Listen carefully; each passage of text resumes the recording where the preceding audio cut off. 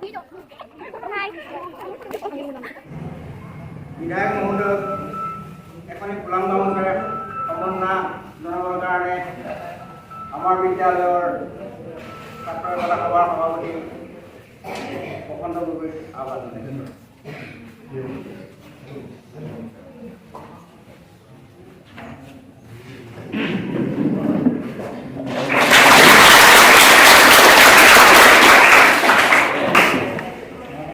নমস্কাৰ, অন্যতা ব্লগলৈ আপোনালোকক সকলোকে স্বাগতম জনাইছোঁ। এতিয়া বৰ্তমান আছোঁ মালৌখাট ডিষ্ট্ৰিক্ট হৈছে যোৰহাটত এটা বিশেষ ধৰণৰ এটা ৱৰ্কশ্বপ, যিটো ৱৰ্কশ্বপ আজিলৈকে মই এনেকুৱা এটা ৱৰ্কশ্বপত মই আজিলৈকে অংশগ্ৰহণ কৰি পোৱা নাই। ইয়াত কমেও 100ৰো অধিক ষ্টুডেণ্টৰ লগত থাকি বহুত ভাল লাগিছে আৰু ইয়াতে প্ৰশিক্ষক হিচাপে আছোঁ। ইয়াত গোটেই মোক নিমন্ত্ৰণ কৰি অনা এই ৱৰ্কশ্বপটো অৰ্গেনাইজ কৰাৰ মেইন মানুহজনী হৈছে ৰেপ্লিকা থিয়েটাৰ ভিলেজৰ গুৰি ধৰোঁতা ৰূপজ্যোতি মহন্ত ডাঙৰীয়া, আৰু লগতে আছে দেৰগাঁৱৰ এজন প্ৰশিক্ষক নিপেন বৰা ডাঙৰীয়া, আৰু লগতে আছোঁ মই অধম গোবিন্দ কুমাৰ নাথ। ইয়াতে গোটেই দেশৰ ষ্টুডেণ্টৰ লগত 10 দিন থাকি নাটকৰ জৰিয়তে, গানৰ জৰিয়তে বিশেষ ধৰণৰ কিছুমান কাম কৰা হৈছে আৰু প্ৰায় গোটেই ষ্টুডেণ্টখিনিৰ লগত থাকি বহুত ভাল লাগিছে। আজি লাষ্ট ডে, আৰু লাষ্ট ডে বুলিয়ে আজি এই ব্লগটো আৰম্ভ কৰিলোঁ। আগৰো কেইটামান ভিডিঅ' ক্লিপ মই ৰাখি থৈ দিছোঁ য'ত সংযোজন কৰিব পাৰিম। ইয়াত ইমান ধুনীয়াকৈ অনেষ্টলি ইয়াত ল'ৰা ছোৱালীখিনি আছে আৰু সিহঁতে মোক দেখিয়ে মোৰ ছবি আঁকিছিলে।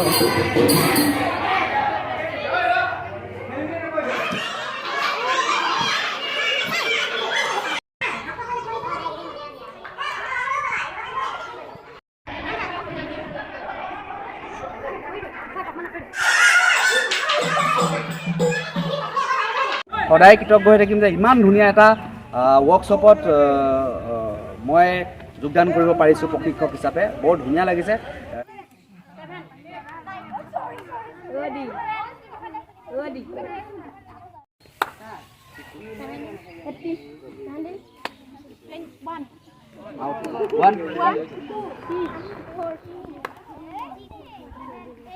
মোৰ লাইফৰ এইটো ফাৰ্ষ্ট এটা হিউজ ডাঙৰ এটা ৱৰ্কশ্বপ বুলি মই ক'ম, কিয়নো ইয়াত ইমানখিনি ষ্টুডেণ্ট আৰু ইমানখিনি ষ্টুডেণ্টক চম্ভালাটো বহুত ডাঙৰ কথা।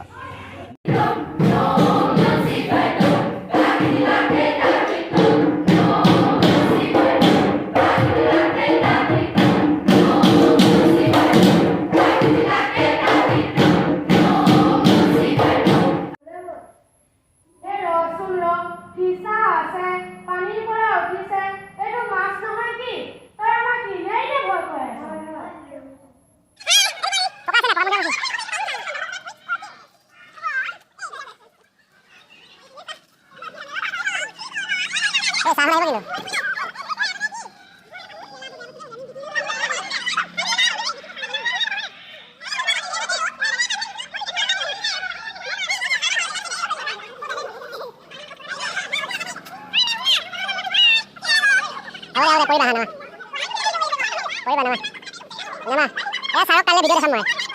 একেজনে হ'ল মেইন মানুহজন, গোটেইকেইজনে দেখিছে মই ছাৰক দেখা আছে এতিয়া।